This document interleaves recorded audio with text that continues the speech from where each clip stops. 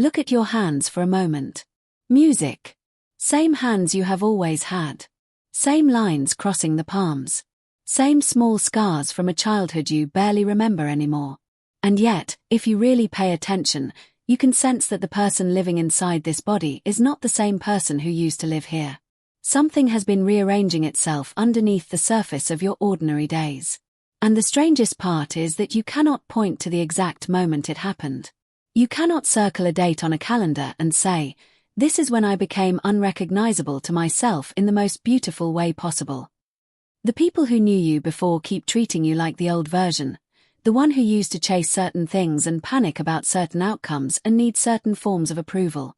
And you let them because explaining what has actually happened to you would require a vocabulary that nobody around you seems to possess. So why does the silence inside you feel so profoundly populated rather than empty? Why have the desires that once drove your entire life become so curiously uninteresting?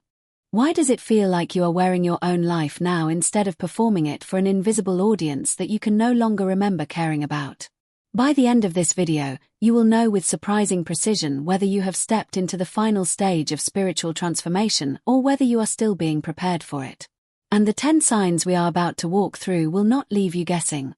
Carl Jung borrowed a name for this rare territory from the medieval alchemists. Those mysterious figures the world dismissed as eccentric chemists when they were actually mapping the human soul. And what they called the Rubedo may be exactly what is happening inside you right now without anyone having given you permission to claim it. What the Rubedo actually means in Jungian psychology.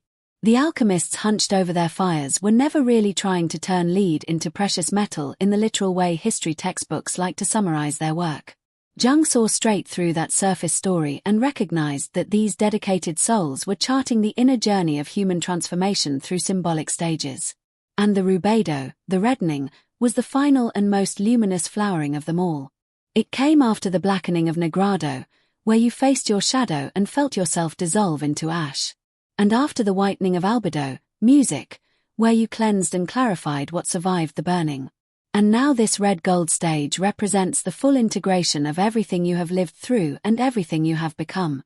Jung described this as the territory where the conscious mind and the unconscious finally stop fighting each other and begin moving as one continuous field of awareness. The Rubedo is not enlightenment in the bumper sticker sense. It is not a permanent vacation in bliss or a guarantee that your life will become magically easy from this point forward.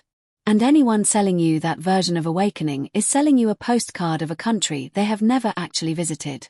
What it actually is, according to Jung's framework, is the embodiment of wholeness, the lived experience of having brought every fragmented piece of yourself back into relationship with the deeper self. And the signs that you are entering this territory are subtle but unmistakable once someone shows you what to look for. Sign 1. The inner war has ended and you feel whole. Sign 1. The inner war has ended and you feel whole. The first thing you may notice is that the relentless internal arguing has stopped.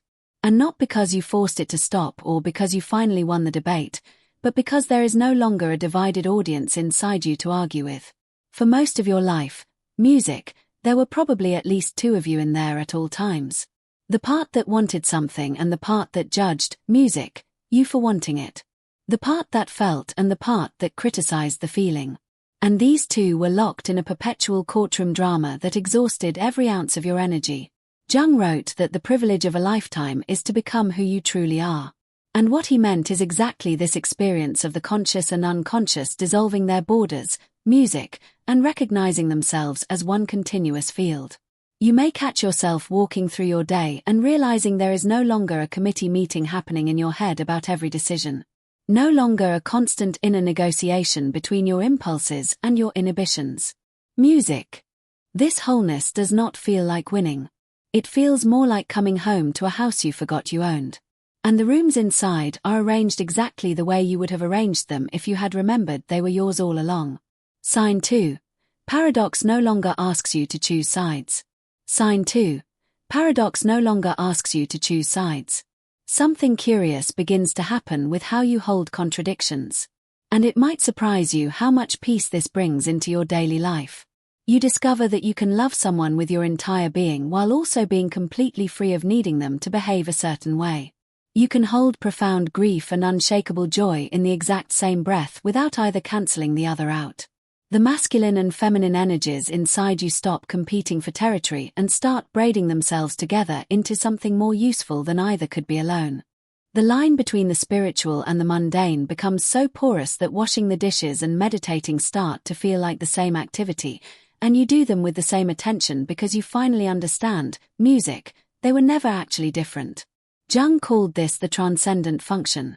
The psyche's natural ability to hold opposing tensions until a third thing emerges that contains them both. And in the Rubedo, this becomes your default operating system rather than an occasional accomplishment. You stop needing reality to pick a lane. Sign 3. Your emotions become information rather than identity. Sign 3.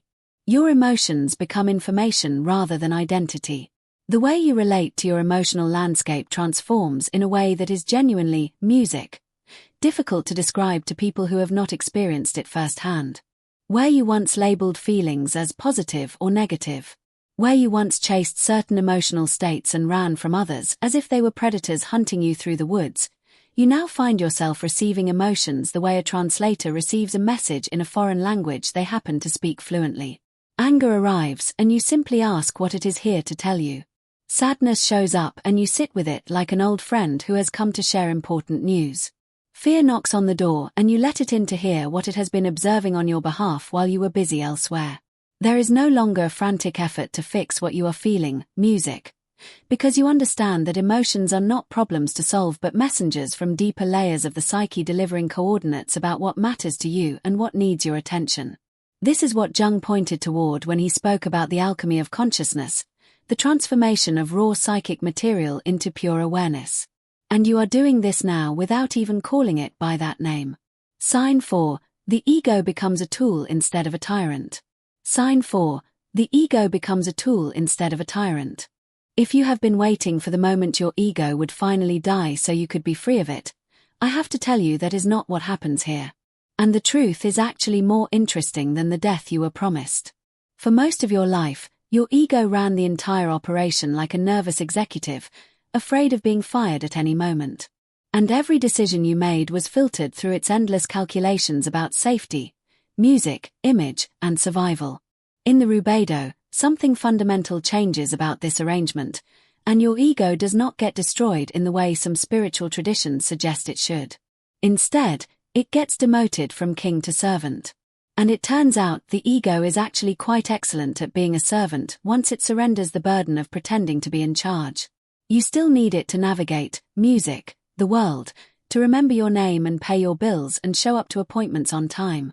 But it now takes its instructions from a deeper intelligence, music, that Jung simply called the self with a capital S, the totality of your being that includes both conscious and unconscious dimensions woven together. The ego becomes what it was always meant to be, a useful instrument in service of something far larger than itself. Sign 5. You accept your shadow without apology.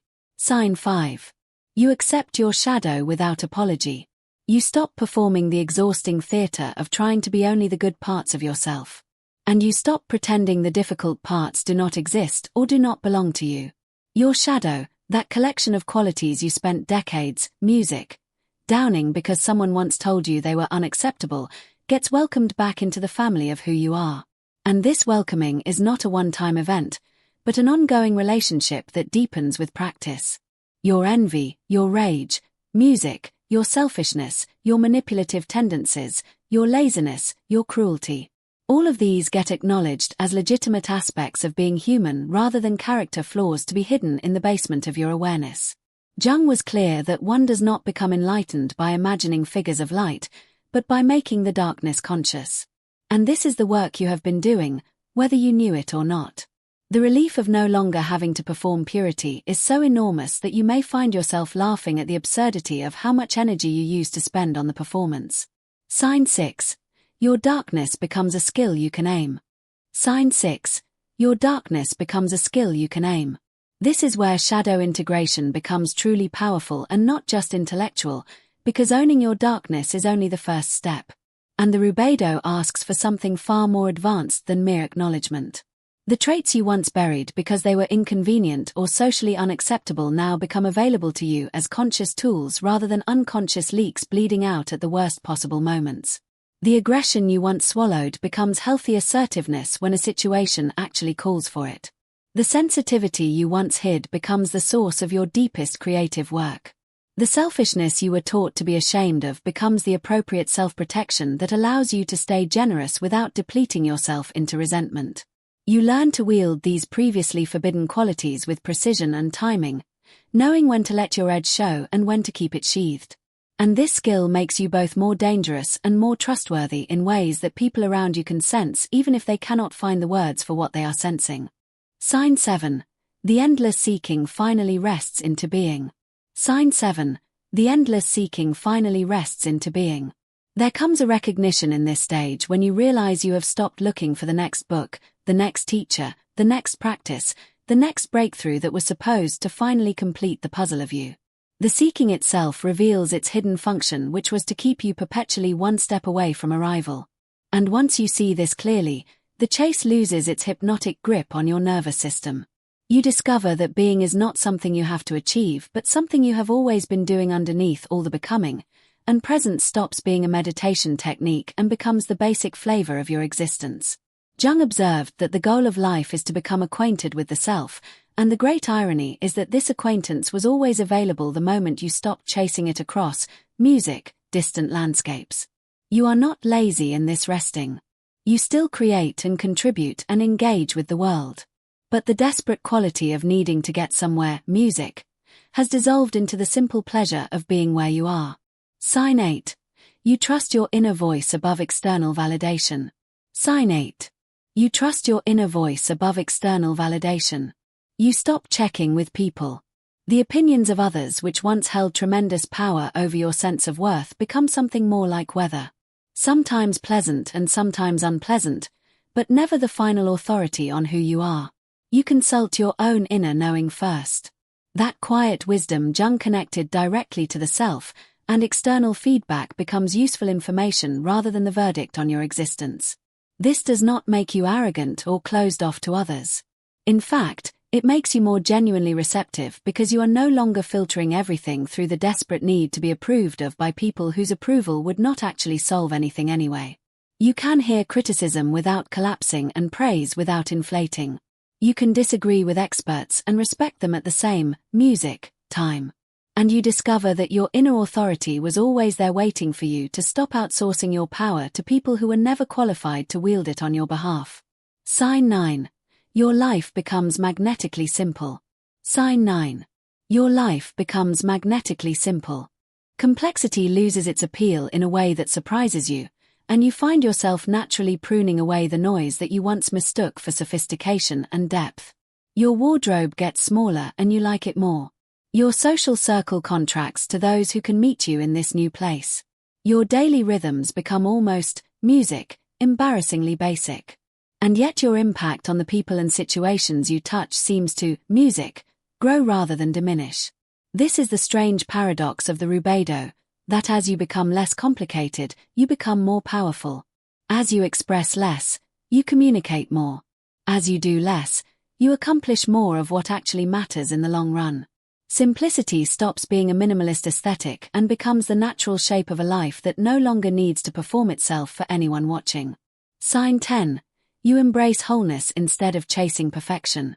The fantasy of becoming a flawless version of yourself finally gets buried in the ground where it always belonged. And in its place, rises something far more sustaining and far more honest than that exhausting old dream. You stop trying to become pure and you start being whole, which includes everything that pure was working so hard to exclude from the picture.